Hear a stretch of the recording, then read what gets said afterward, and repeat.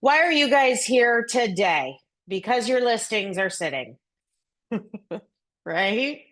I want you to pay attention as we talk through this next hour that this truly is a language. Okay. So, what you're going to learn in the next hour is the language of listings and the language of the market. Okay. So, there will be a lot of scripts throughout. However, I've got a sheet at the end that will kind of highlight some key ones. Okay, but I definitely want you guys to pay attention just all throughout as we go and take note of the have the conversation style things that I say throughout. Okay, because I definitely want you guys to get this language down. Okay, so let's start with how is it feeling that listings are sitting longer? How's it feeling to you guys?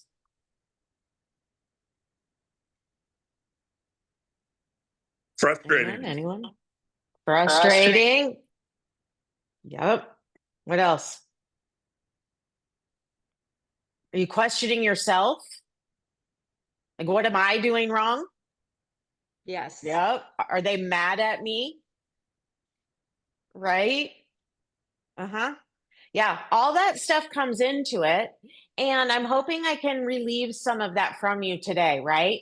But this is exactly why it matters. They drain your time, income, and energy, and most importantly, your confidence, right? When listings sit, you know that it's draining your confidence, right? Your pipeline shrinks. Why is that the case? Why is your pipeline shrinking the longer listings are sitting on the market? You're spending more time on that rather than prospecting. That's exactly right. You're not turning and burning them like you used to, right? And that's kind of what you have to pay attention to in this market. Okay. So let's dig into everything. The place we always have to start is our mindset. Okay. So, number one, it isn't always you, right? Sometimes it is. I'm not going to say it's never you, right? So, that little bit of time, it might be you. However, most of the time it's not, but it is your job to fix it. Okay. It's your job to say and do the right things to provide the right data for your sellers to help fix your problem at hand. The problem being, if your sellers want to be sold, that they're sold. Okay. If your sellers don't want to be sold, now we've got a motivation issue over here, right? So your price and your motivation have to be in line. And if those are not congruent, you're going to be stale. Okay. Does that make sense? I take the example of someone told me this week, my buyer doesn't want to pay list price. How long has it been since you've heard that? Right. And it's an option now to not pay list price. And here's the thing, if they wanted a house bad enough, and if they had to pay list price and they were motivated enough, like they were 2 years ago, they'd pay 20% over list price, right? We saw it happen. But it has to match their motivation. Okay. And oftentimes we get in our own heads about motivation because they think, well, they've listed it. So, of course, they're motivated. They would love to sell it. Right. But that doesn't always mean they're motivated enough to do what the market's requiring for their house to sell. Okay. And hit their goals. This middle one's a huge one. Who chooses the sale price? Who chooses the value? The buyers do. We definitely do not. Okay, so there's your first thing to remove the responsibility from your shoulders. You cannot pick the sale price or come anywhere close to what you think that is unless you're bringing the buyer, right? And don't. Let somebody else bring the buyer, refer it on. But, right, so the buyers Choose the market, not the seller or the value, the price that it's going to sell for, not the seller, not the agent. Okay. However, the price we choose is our best marketing lever, right? The price you choose is your marketing strategy. That's how you're going to market it best, right? And choose your target audience for the property.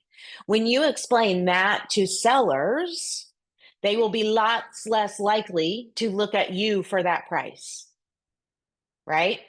But you have to explain it to them. It might seem like they should know that, right? They don't. Okay. And then we said tie everything to motivation, right? So you're going to have to tie it all back to the seller motivation because that is exactly what's shifting. Whatever's happened in the economy, you know, all the reasons, right? Interest rates, inventory shortages, affordability, cost to build, all those things are affecting ultimately buyer and seller motivation. They are less motivated than they were a couple years ago to do things. Okay. So let's go to diagnosing. Okay. Because in order to find out what's wrong with your listings and why they're sitting, the ultimate goal always being to sell them, right? You have to figure out, is it price? Is it condition? Is it the market? Or is it the marketing? Okay. Could be one of those four things at all times. And here's what I'm going to tell you. You guys know. You just don't want to trust it, or you know it's not what your sellers want, right? But you know when you walk in there and when you price a house, are they priced right? Where are they conditioned price, right? For the market wise. Trust your gut in that. And learning how to tell them honestly is key. Okay. And then, as you know, having data-backed conversations is everything. You have to back it up with data. So those of you who coach with me, and you've heard me really spouting it recently on your time blocks, Monday afternoons from 1 to 3, you've got to be studying the market. You have got to know these numbers like the back of your hand every Monday. And it should take you less than 3 minutes to go get an idea of where it's at this week. And if you're looking every 7 days, there's a lot to learn from that. Hold on, I got a couple of people saying they can't get into the session, but all you guys made it in. Okay. So how many of you know your market and know your numbers right now that you could spout them out to me? Use your react and give me a thumbs up if you know them. So tell me what your days on the market, average days on the market is right now. Anyone know? Okay. Approximately 2 weeks. Okay, I love it. Approximately 2 weeks. And Lindsay, are you specifying that for any specific area? Do you have an area you target, or is that just kind of in general? That's a general. Either's great. Okay, perfect. Sorry, I had all this pulled up and now of course I don't know where it went. It Say that depends again? on priced. I have seen, if it's priced low enough, I've seen things go really, really fast. So Correct. that has a lot, I think, to do with it. The more people that can buy it, it's more competitive. However, from what I've noticed from doing open houses in Carmel and Westfield, those are sitting. The more expensive, the middle level homes. That's my observation, where they can be on the market for 30 days or more. I have no idea what I'm doing here, guys. I think I just re-logged in again. You're exactly right, Heidi. And that is what we're going to show, right? When we get into some of the data and the information, is that the ones that are sitting longer sell for less, right? And it's taking longer. So let's look at, I actually want to, for your days on the market, the best place to go is to your showing platform. Okay. And let me just pull it up right here, market trends, and I'm going to share my screen with you. Your showing platform has your best information. Okay. And these two columns is what I watch. I have mine set up. Can you guys see that okay? Am I sharing the right screen? Okay, good. My average days on the market before sold or leased, you can use your filters and take out leased, and average showings before sold or leased. Okay, you got to know those. If the majority of your houses are in Hamilton County or Boone County, whatever, right? Focus on those numbers.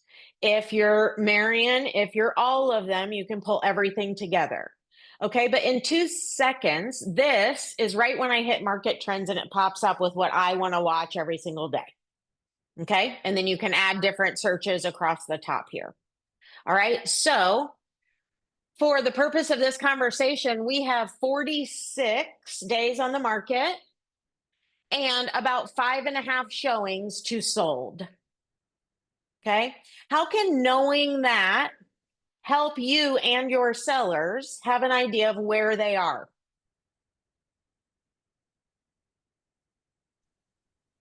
Well, we know if you're not getting the activity, if buyers aren't coming to the home, then they don't see the value of the list price for what the home offers just via pictures.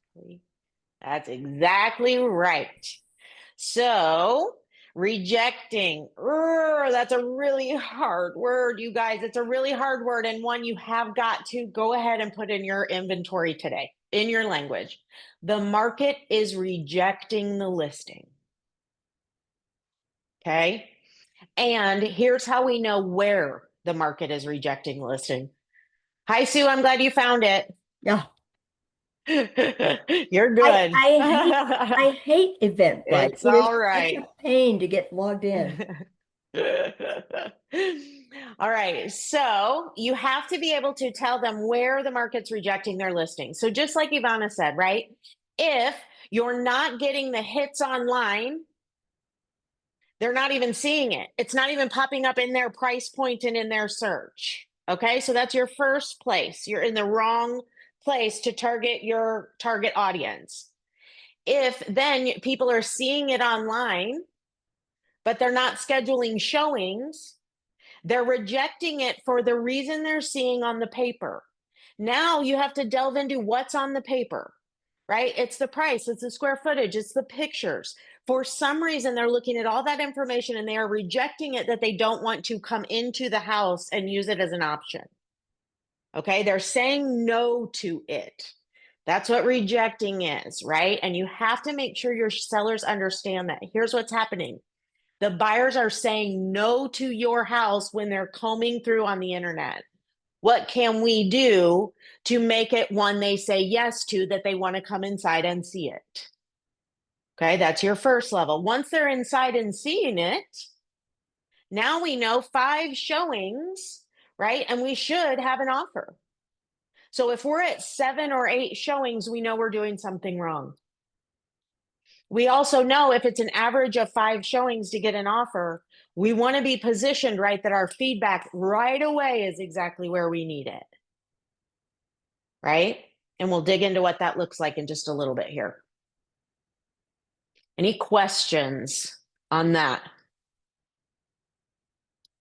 Let me share. Let's look at then your MLSs. Julie, I do have a question. Yes, please. So I have a listing right now that I'm dealing with this same thing. However, Okay.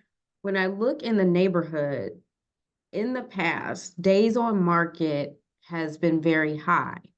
We have Okay. not reached this number, Okay. nor do I want to get anywhere close to these numbers. Yes, So right. it's the balance of, because we know price matters and we know that there's buyers out there, but my struggle is being aggressive with the sellers to get them to lower the price when the average days on market is like in the three digits. Like houses have stayed on the market over 100 Okay. days, you know, Yeah. so it's like I don't want to be too aggressive and we drop the price too much, but I know you've said you can never underprice a house, you know, so Yeah. it's just Who? that point. Yeah, it is. And you're exactly right. And Ivani, you're speaking to motivation, right? So you said you don't want to reach that many days. Does the seller care to reach that many days?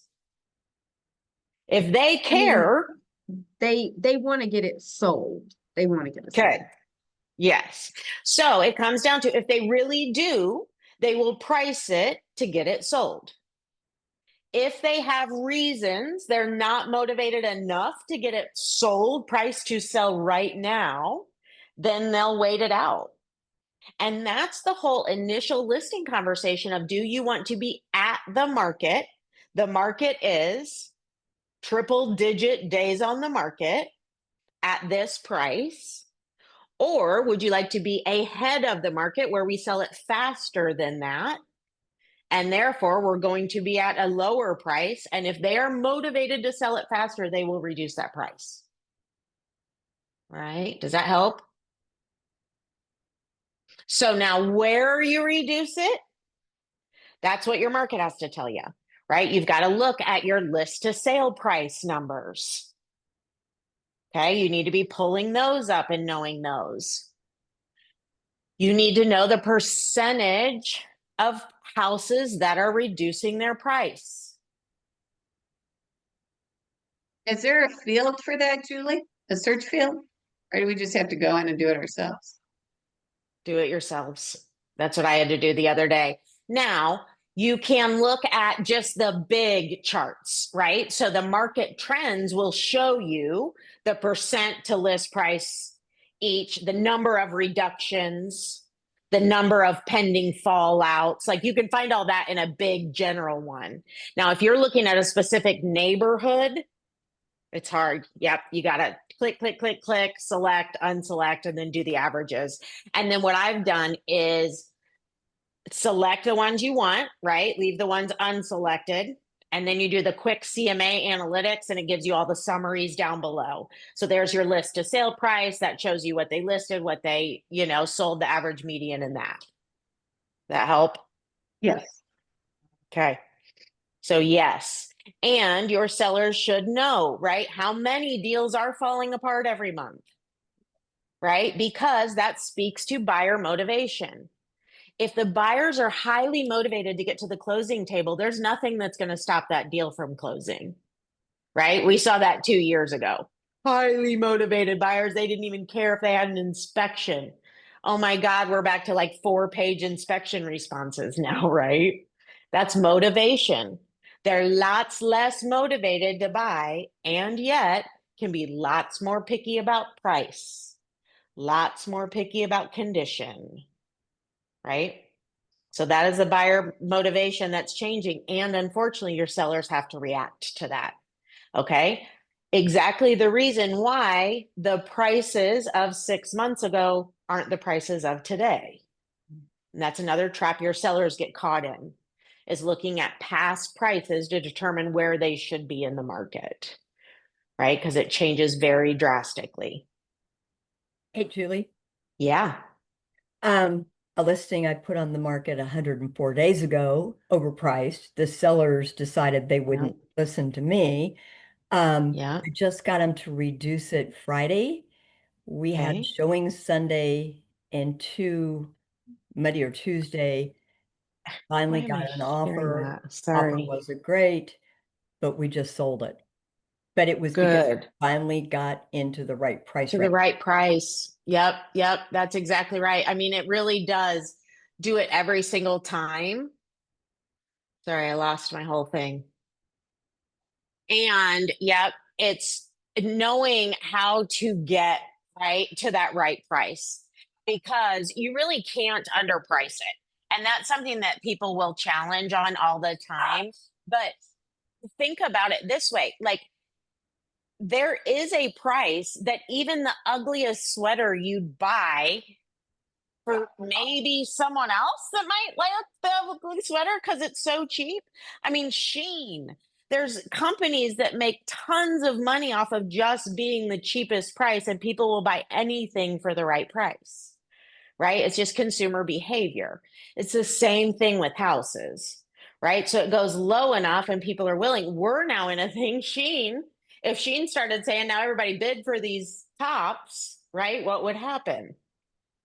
We have the opportunity that everybody's going to bid it up, right? They don't. They're just wanting to sell a bunch of them, whereas we just want to get a bunch of eyes on us for the price and then have it bid up, right? So that's exactly why I say you can never underprice it, because guys, remember who's picking the price? The buyers. The buyers are picking the price. So if you went as low as you thought you could possibly go and they said you're right, all that meant was you were right. Does that help, Ivana? Right? It doesn't mean you left any money on the table, because if the buyers thought it was worth more, they would have told you that in their negotiating, in their offer they wrote, in their confidence to get to the closing table, right? The better deal you are, the more motivated they are to keep it together. Okay, hopefully that helped with that. Because, yeah.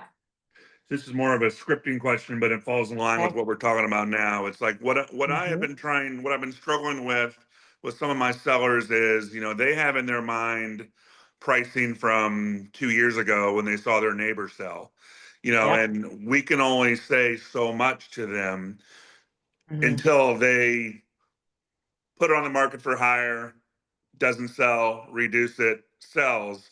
Like what is an effective script or talking point to kind of get them to not believe what their neighbor across the street sold for 2 years ago, because the market isn't 2 years ago? Yeah.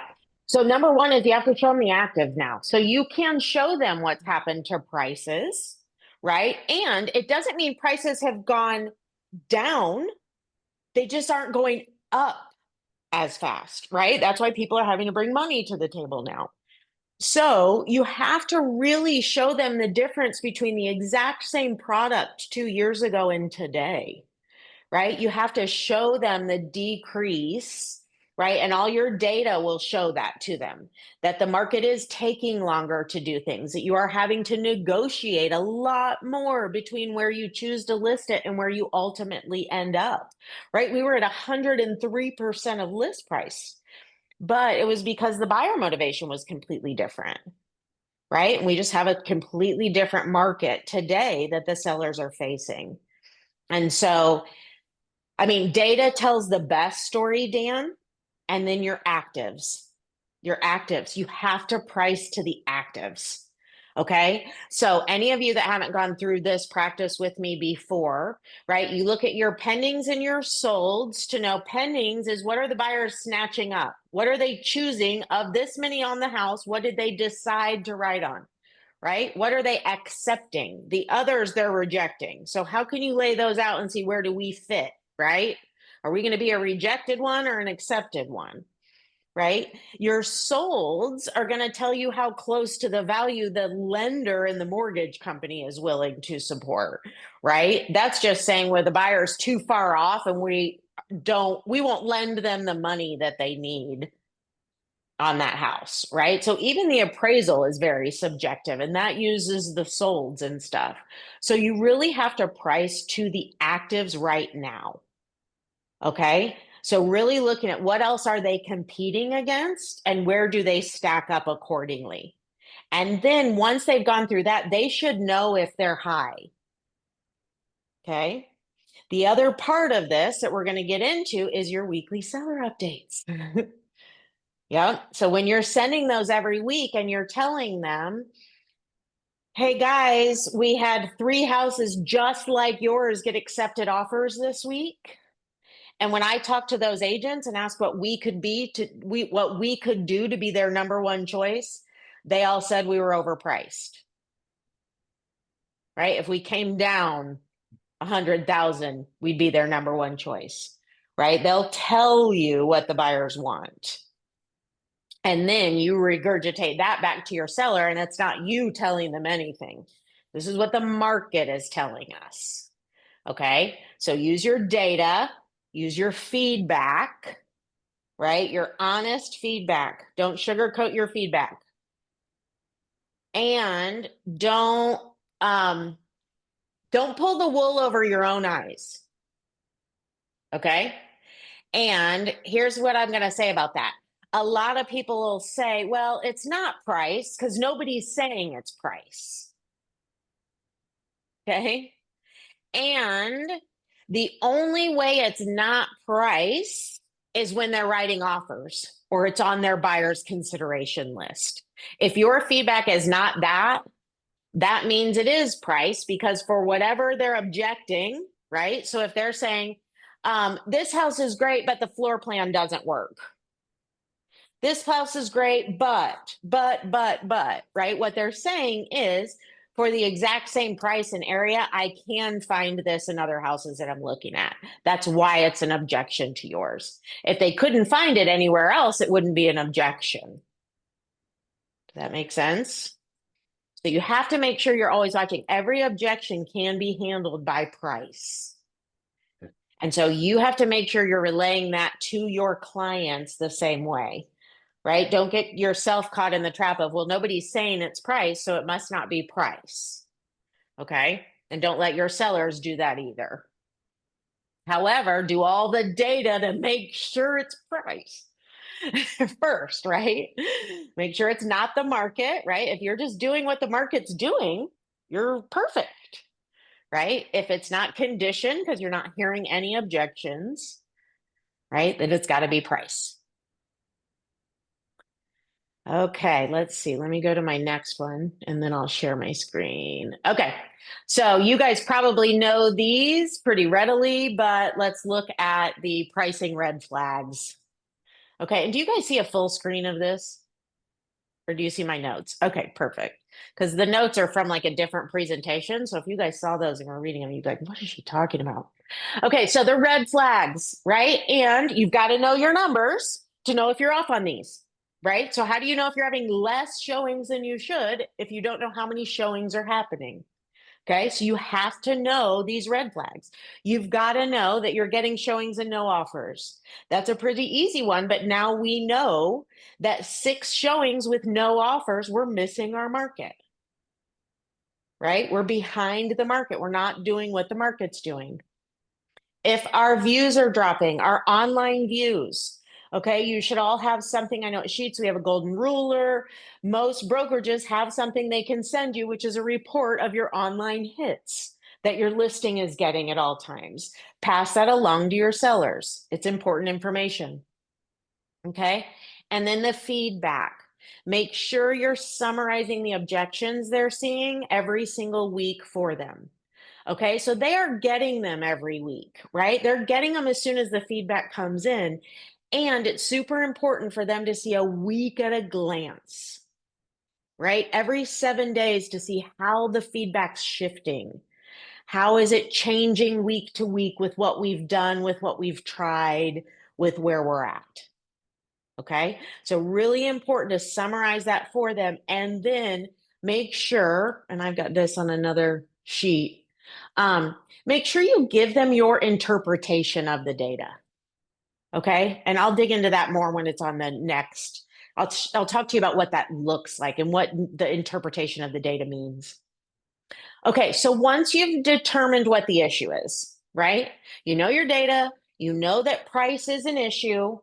Now you've got to pick the strategy for the pricing. Okay, so this will go back to Ivana's question, right? How far you go depends on what the strategy you want to accomplish with your price adjustment. And there are different ones, right? So first, you can do it to just attract more or new buyers. Okay, so when you watch your showing numbers, you can actually pull up price points and price increments. And you can see that if we were $5,000 more, it could potentially open us up to 1/3 more buyers. If we were 5,000 less, right, it could do the same. Watch those. The other way to attract more buyers is to price it on a pricing threshold.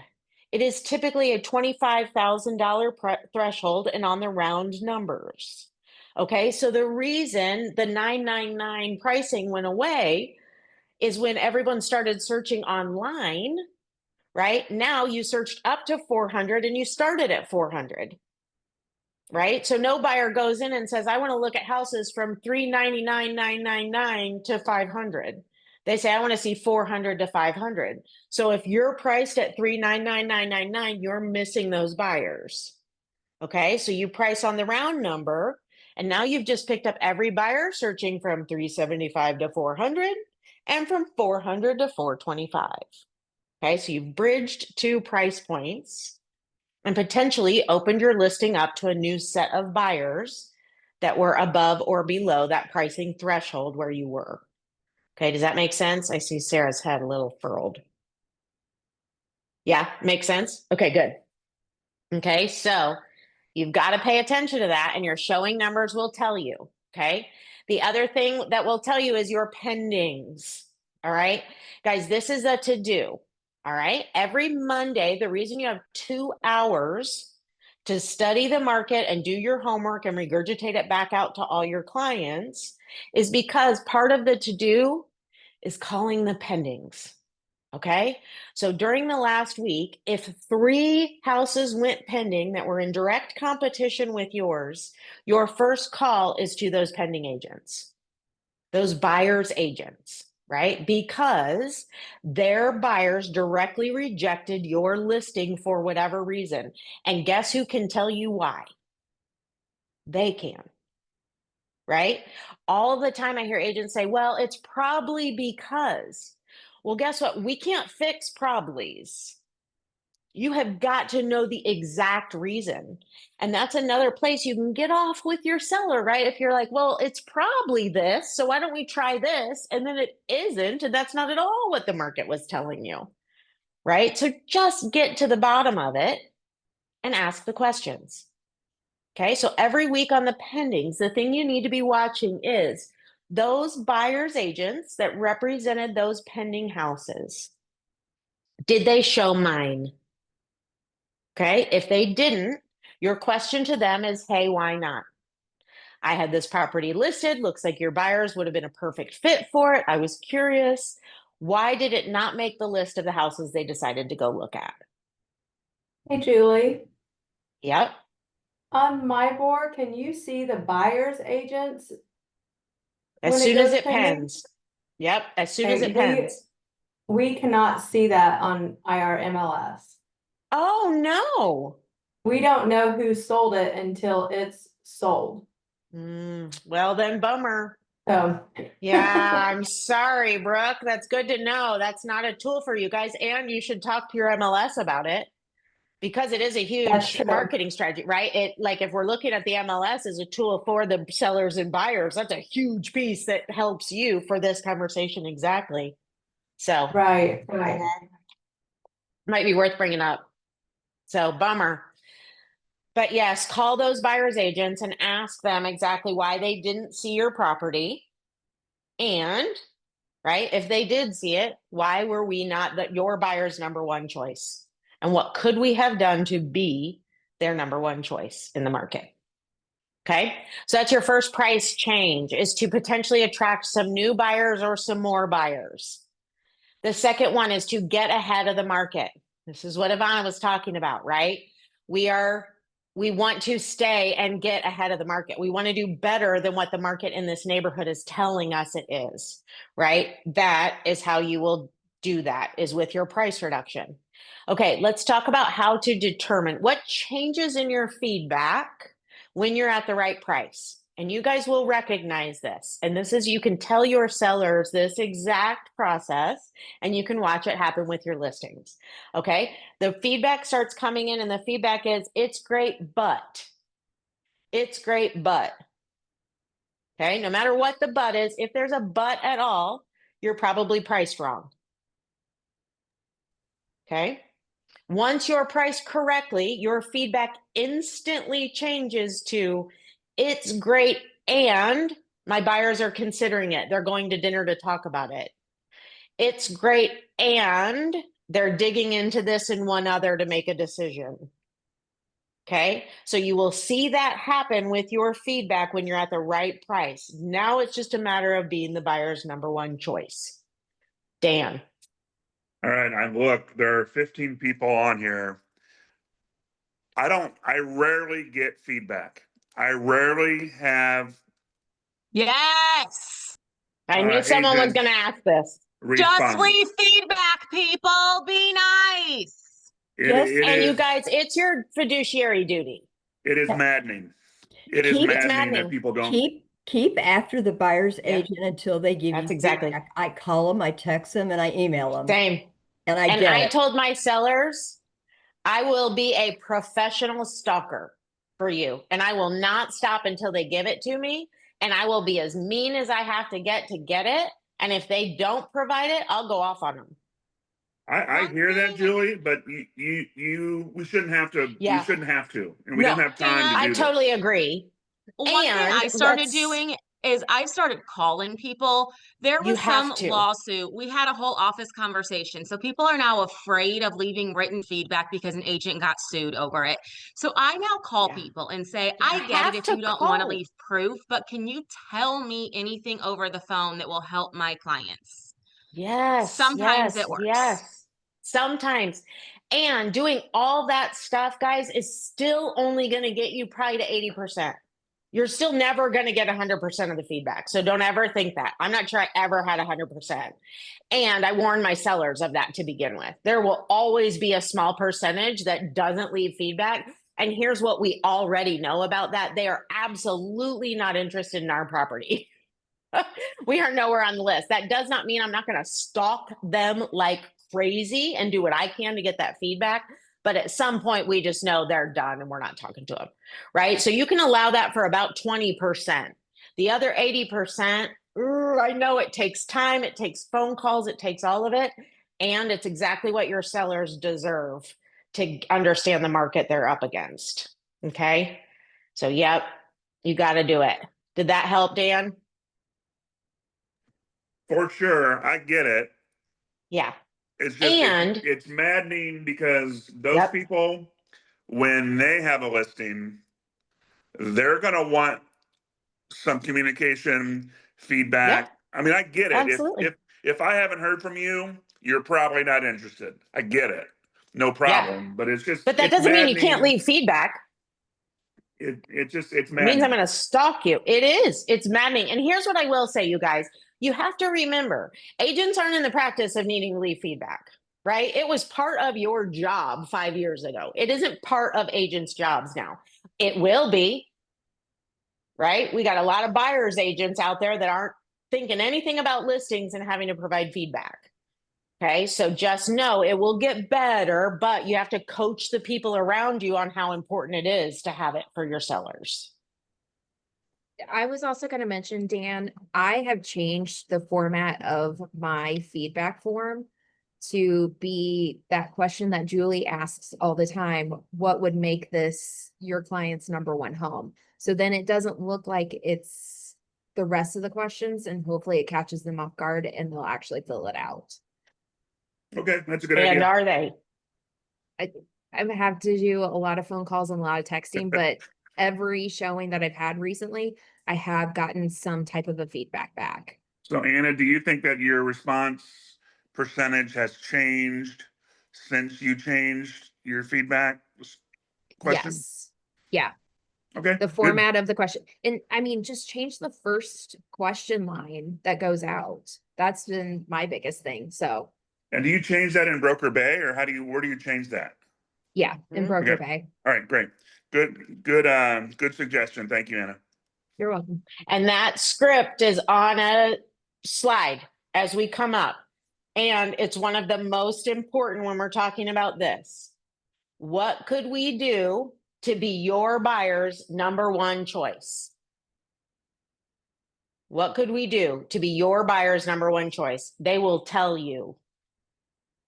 Okay, they will tell you. The other thing is, it's different in their mind, right? It's a different question than they're used to being asked. And so they're going to think differently about giving you a response. Okay, yeah, what could they have done? Right? So Thanks for sharing that, Anna. Okay, and then the final one. Price fixes all objections. It fixes everything. It fixes everything, unfortunately, right? It fixes the things you can't fix, the corners, the traffic, the water if it bugs people, right? All those things that you can't pick the house up and move it. And how many times do we say it would be the perfect listing if I could pick it up and move it? Right? Well, you can't, unfortunately. And the only way you can get someone to get rid of that objection is by reducing your price. Okay. And here's why. Because if this house sits on a corner and it's at the price that I can afford, it's at $425 and it sits on a corner, and I have little kids and I'm like, oh, that traffic is going to be a bother, right? I don't know that we can do it. If that exact same house is at $375 and you're saving $50,000, now when those buyers look at it, I mean, it might be like, okay, everything's perfect except this corner. And now for $50,000, what could we do to overcome this objection? Maybe we fence our backyard, right? So they will fix it themselves for the right value. Okay, does that make sense? The other one I like to use for this one, it's another script that you can use and use on sellers, is the one about milk. And right, if Kroger is selling milk for $15 a gallon, are you going to buy it? No, unless it's the last milk jug and you have kids at home that need milk, right? So forget your motivation. But right now, Kroger decides to set up a whole section that's all about $15 milk and why the milk is so good and lots of lights and lots of flags and everything. Are you going to pay $15 for the milk? Nope.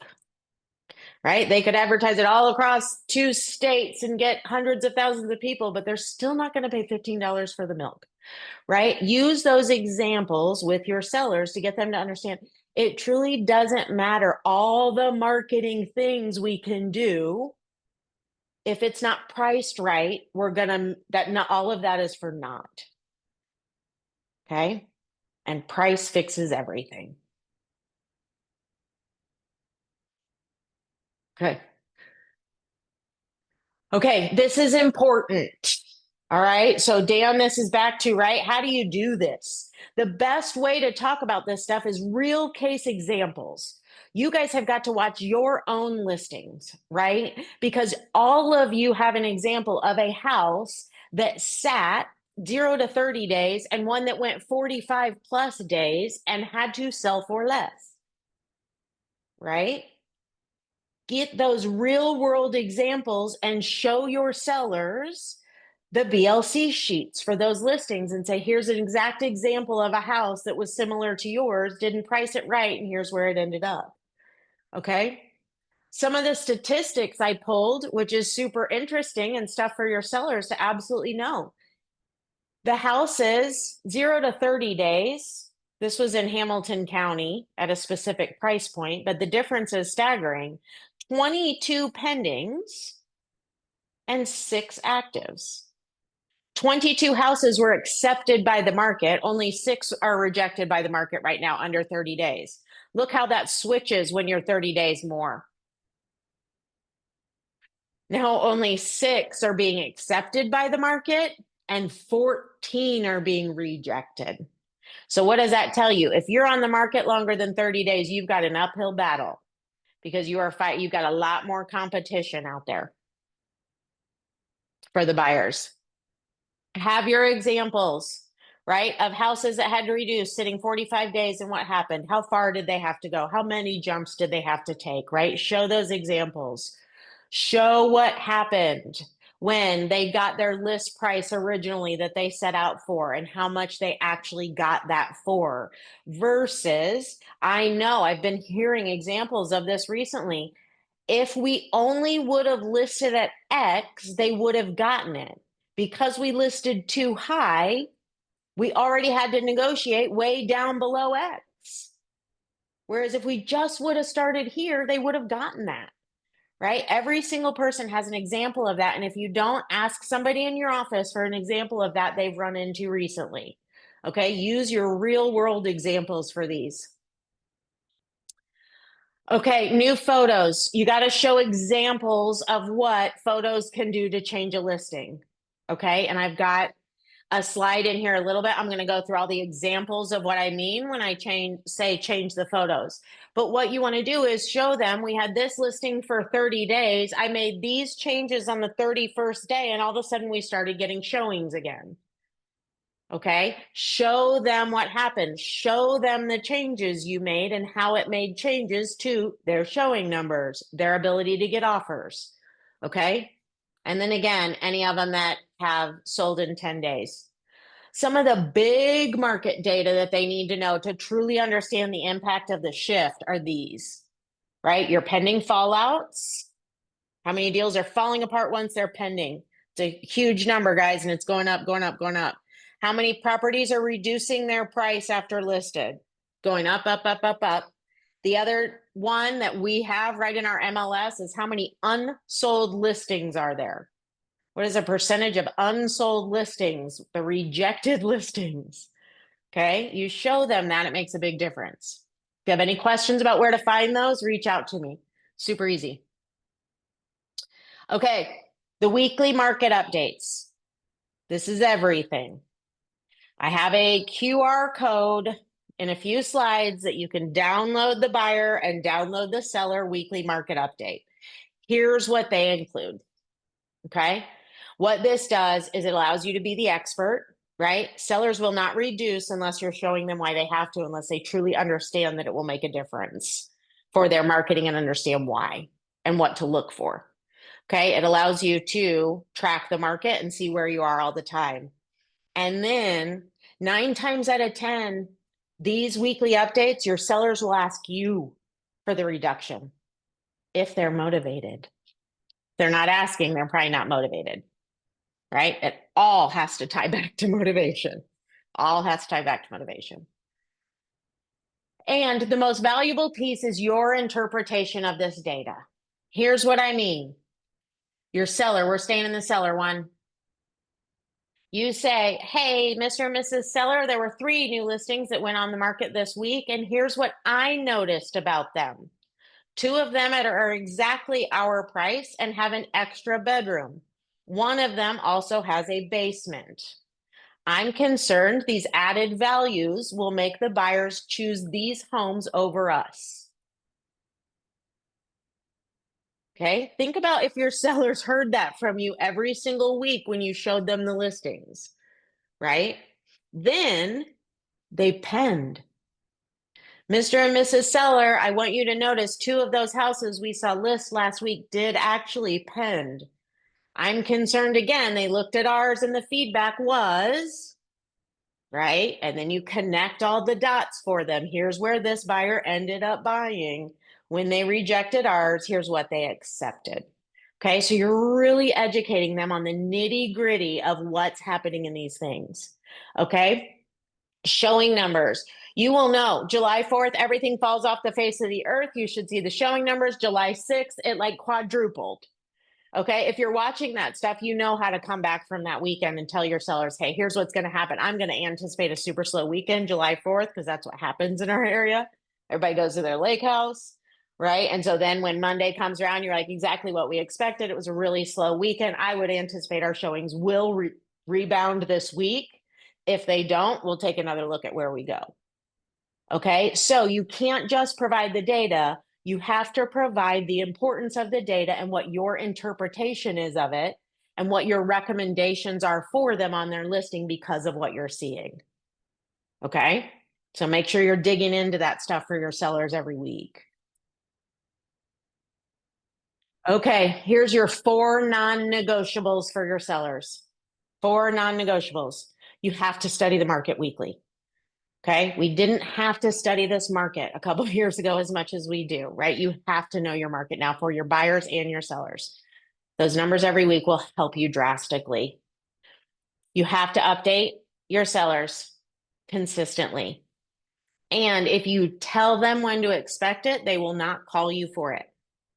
Okay, So every listing appointment, Mr. and Mrs. Seller, every Monday afternoon, you will get a detailed breakdown of exactly what happened in your market this past week, as well as my thoughts on everything. If you ever see anything in that report that you want to talk about, I'm ready for you on Monday afternoons anytime. Otherwise, call me with questions. Guys, they won't. They will not call you with questions, right? They will wait. They will get their data. If they have any, they'll let you know. But if you're doing a great job interpreting it, they won't call you. And think about how blocking those 2 hours on a Monday now has saved you every seller call that could come in throughout the week. Oh, right? We love that. Honest feedback. That's so important. Honest feedback. When I started, I used to sugarcoat it. I'd send it to myself first, and then I'd regurgitate it back out to my sellers. And what I realized is it allowed them to hear the softness, right? They never heard the truth. And I finally just started telling them, look, it is as important for you to hear it directly from the horse's mouth as me. And it might hurt, right? I'm not going to soften it. So we just have to know that sometimes they might hit us where it hurts a little bit on that feedback. And we've got to know what the market's thinking. So we'll work through that together when it hurts and figure out what we're going to do. Okay, but give them honest feedback and then make sure they are very clear and understand that price fixes everything.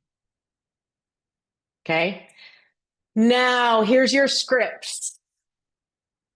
Here's your key scripts to know how to talk this language. Here's what the market is telling us.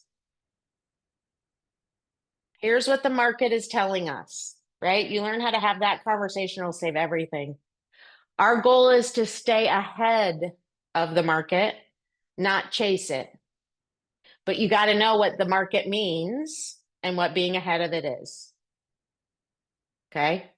And the big one, the market is rejecting us. Okay? You got to learn to say those things. And then you have to ask the market, what could we do to become your buyer's number one choice? Okay? Now, let's talk about in your weekly updates, week after week after week, that you have to send these and they're not motivated and they're looking at you for what are you going to do to get my overpriced house sold, right? You still have to have some things that you can do to refresh and reposition your listings. Okay, so let's look at this check sheet. Okay, now, guys, do not do all of this in 1 week or you'll have nothing to tell them next week. Okay, spread them out. Remember, it's not you. None of this stuff is going to sell their house. And you have to do all this stuff and you have to tell them you're doing this stuff. Okay, and sometimes it will make a difference. Seasonal photos, make sure you have them. Right? As we've gone through lots of heat and the grass has started deadening, you may need to update an exterior photo so that it looks fresh, right? It doesn't look like it's a month old when they first glance at it because all the new listings, right? That's just an example, might have burnt up grass right now. Okay, so you've got to pay attention to your market and then update them seasonally. God forbid you have snow on the ground when it's spring, right? Don't do that. And we've not had to worry about that stuff now. When you're sitting on listings for a year, you got to change them every season. Okay. If they make any improvements to the outside of their house, make sure you're taking those pictures and updating them. Here's the other thing. Think about how buyers flip through listings. They get very conditioned to seeing that one picture of the outside of the house that you took. If you take a picture from a different angle, we used to take them at 4 angles at the beginning of the listing so that we can constantly update the exterior picture to just a different angle because it reconditions the buyers. Oh, I haven't seen that one yet. It doesn't look like the house they've been combing through, rejecting.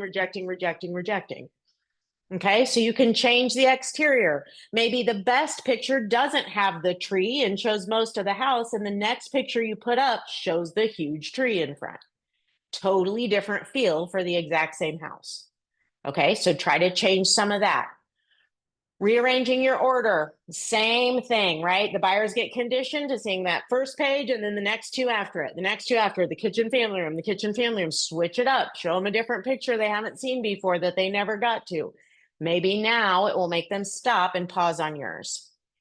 Okay, changing the description. That's helpful for any feedback you're getting. If there's an objection you can handle in the description, right? Too many times we don't take advantage of those descriptions to really tell them what they can't see, right? But if you're getting feedback on stuff and it's like, oh, well, that is there. Or, oh, if they only knew, right?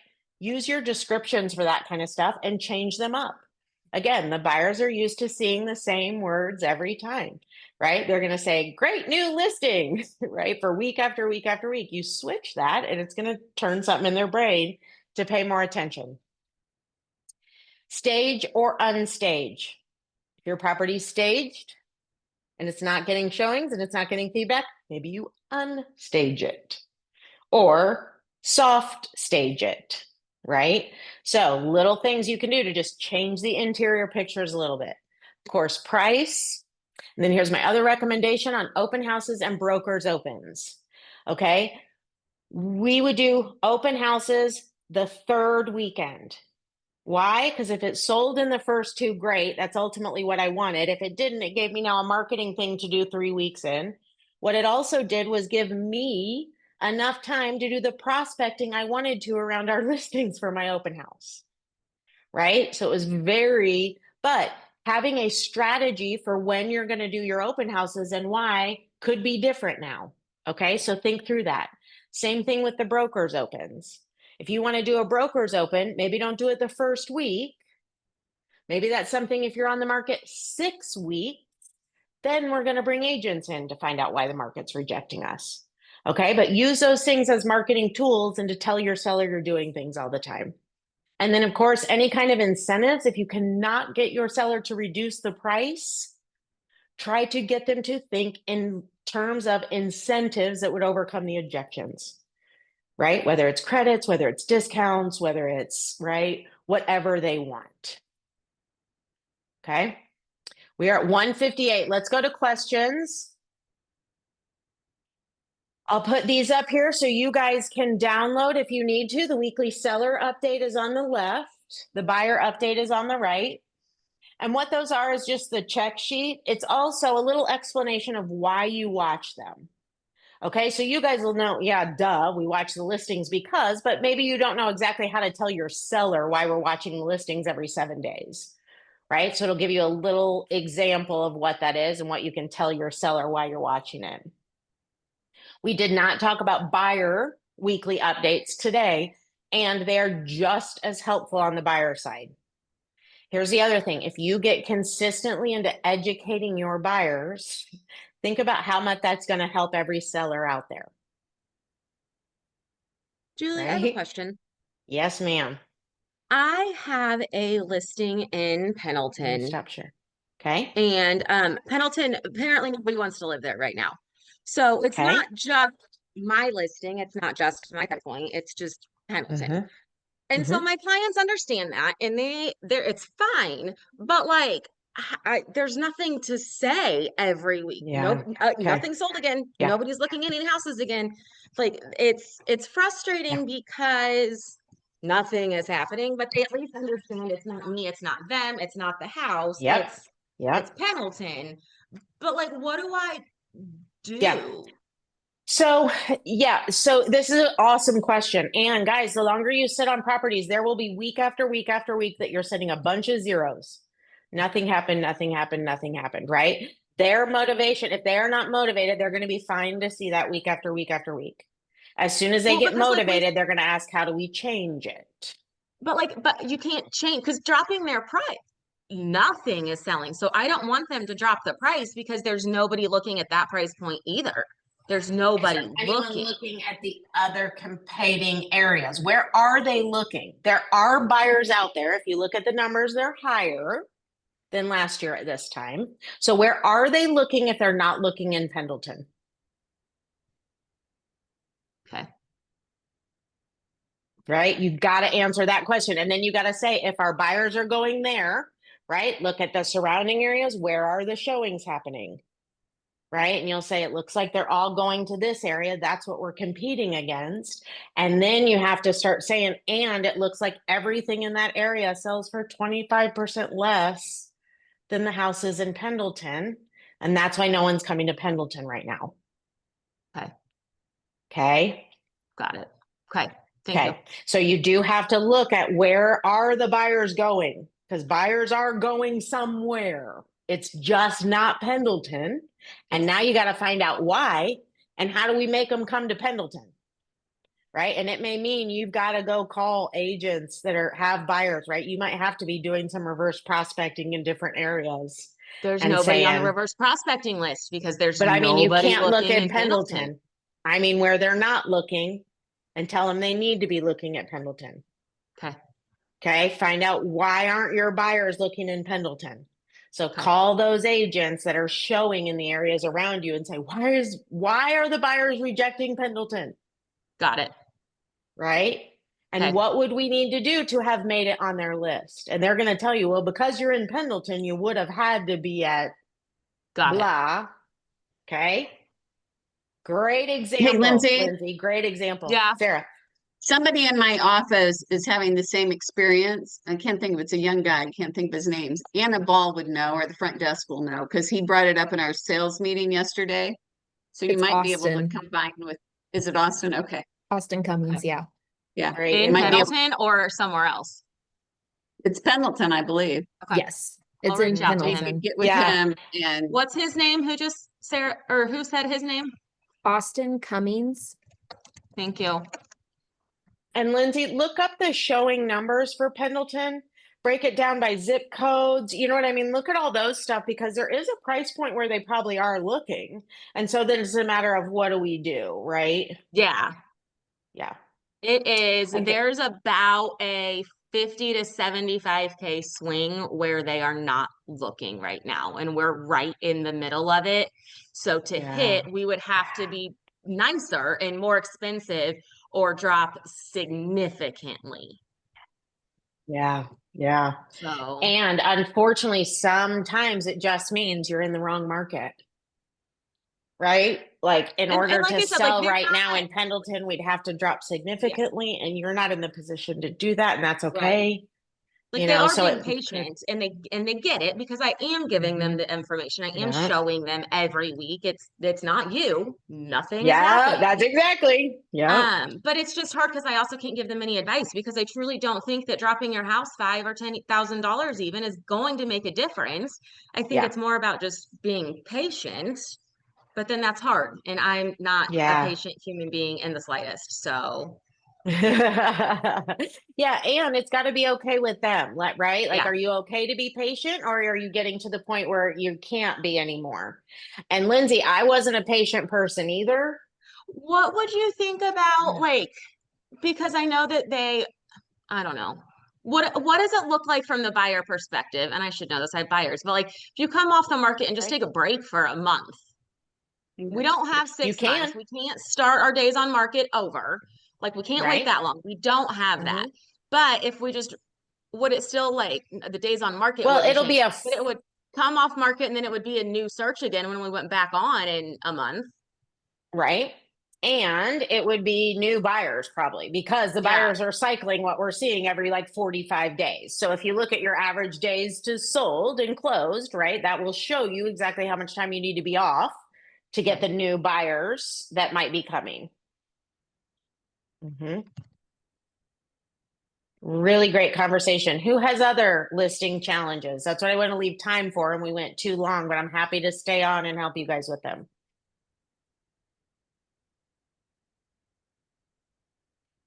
So, and right, see how once we start it, you got to talk through it sometimes, right? So use your other agents to brainstorm that stuff. Lindsay's got to bring it to people to say, what am I not seeing here?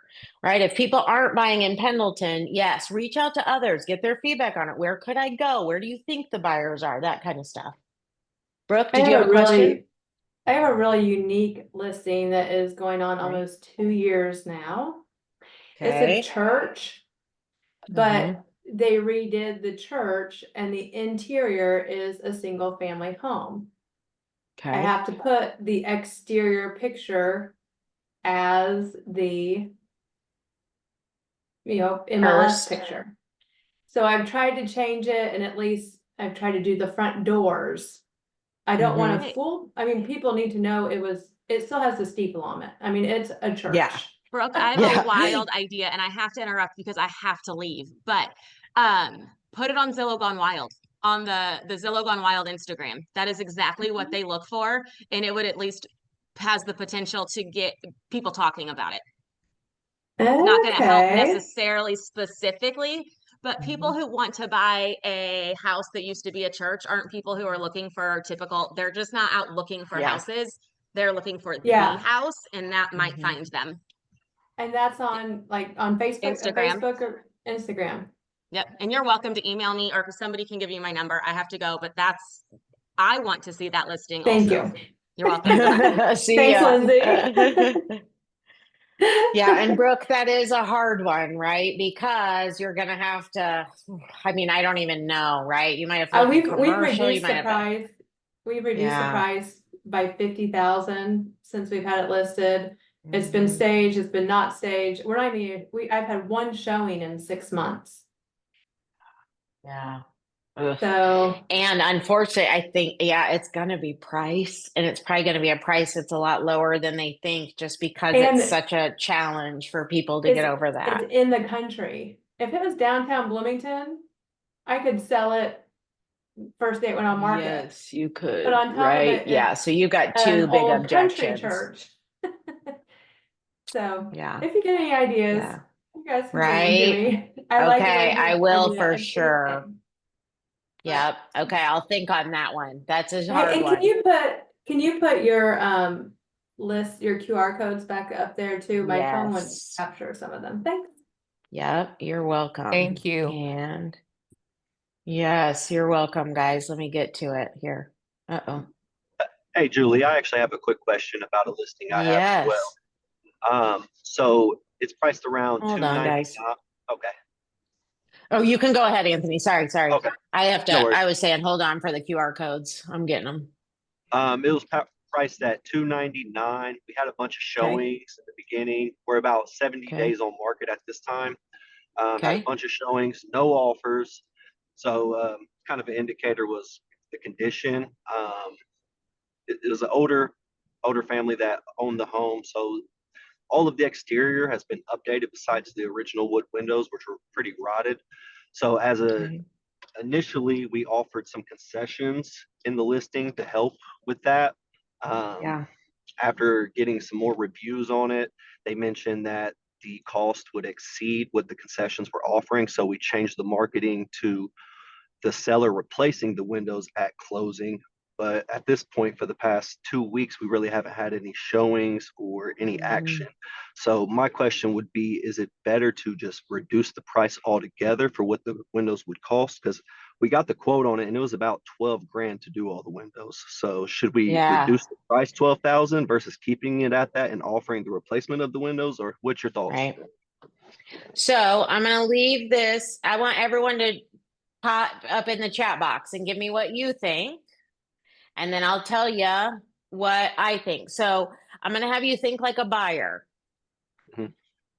Okay. When your buyers have lots of houses to choose from, what condition do they likely want the one they pick to be in? Good. Updated. Yep. Mhm. Perfect. Yep. They want it done. So here's your two challenges when it comes to buyers' mentality all the time. They think any repair is 3 times higher than the actual. 3 times. Okay. So anytime you're giving a credit, if you give a credit for $5,000 for carpet allowance, they think it's going to be 15. That's why you always got to do the carpet. Because if you leave it to buyer and seller to decide how much, even with estimates, it doesn't matter because they didn't pick the most plush carpet that I want. And for what I want, it's 15, right? Mhm. So Yes, you're always better to just nip it in the bud and remove any objections. Now, that's going to be a hard one because now you replace the windows and it doesn't look like anything's been done. Right? So what you really have to look at is at $299, can the buyers go out and buy a house with good windows and everything your listing has to offer? If good Yeah, and windows is a part of $299, then you got to have the good windows in there at $299. okay. Yeah, and it's on the Okay. north side in like Geist Valley State, so it's kind of a nicer neighborhood anyways. So I do feel like the buyers that are looking in that area, you know, they would have that mindset. Yeah, and windows are a hard one, right? That's a nightmare to live through, and no one wants to go in their new house and then have to replace all the windows. So that's my gut. Or you're gonna have to, right? If they think, if you know it's X for windows, your price is even gonna have to undercut those probably farther. And you might have to do both. You might have to reduce the price and do the windows. And then the That's issue the hard too is one. that once we get into inspection, if the windows are more damaged than what it appears to be, where do you know how do we go navigate through that? Yep, that's exactly right. Yep. Okay. So yeah, I mean, what I say is always try to put your buyer hat on, right, and just explain it to them. My experience with the buyers I'm out looking in this price point currently are typically not wanting to do repairs when they get in. They're typically overestimating any repairs that we see. It doesn't even matter if I tell them no, I've seen it 10 times done for $1,000. They're still going to think it's going to cost $5,000 to make the repair, and they're going to negotiate like it's that. Right. So maybe explain all that to your seller and it will help them kind of understand what changes they should make to get where the buyers won't reject it because of the windows. Gotcha. Thank you. Okay. You're welcome. Yep. Oh, and Annie Caruso, Window World has great pricing. That's actually Get who we in there, got our quote Anthony. from. Great. They're Great. awesome. Everybody else write that down. They're awesome. And hey, Anthony, it's Annie. They did one of my houses and the windows were original 100+ years old, and talk about rotting wood. It was a nightmare and it cost a lot more than what their initial quote was. But once we were a go, it was worth every penny. Okay. Well, thank you for that reassurance on it. Yeah. All right. And sorry, guys, I don't know why the seller one isn't working. I'm going to add it to your chat boxes. So hold on. I have a challenging listing. Okay. And it is, of all my listings, it was the one I thought I would have the least amount of problems with. Oh, of course, right? Because the stupid market's shifting. Right. So what had happened was the day before we were going to list, the neighbor listed their property for significantly lower than market. I mean, I'm talking 30, almost 40,000 lower than what it should have been. It was the seller. It's a Word document, but hopefully you can get that, guys. If you can't, let me know. Perfect, thank you. Okay, keep going. Seller had to go into hospice care, so the family needed to dump the house. Totally understandable. Screwed us big time. My client bought the house 2 years ago. Both he and his wife now work from home and they're expecting another child. It's 3-bedroom, 2-bath. It's in River Glen. It's in fantastic condition. All the updates have been done. Like, everything is good. I went a period of about 2 weeks without a showing. We've reduced price. We've taken pictures. I've moved pictures.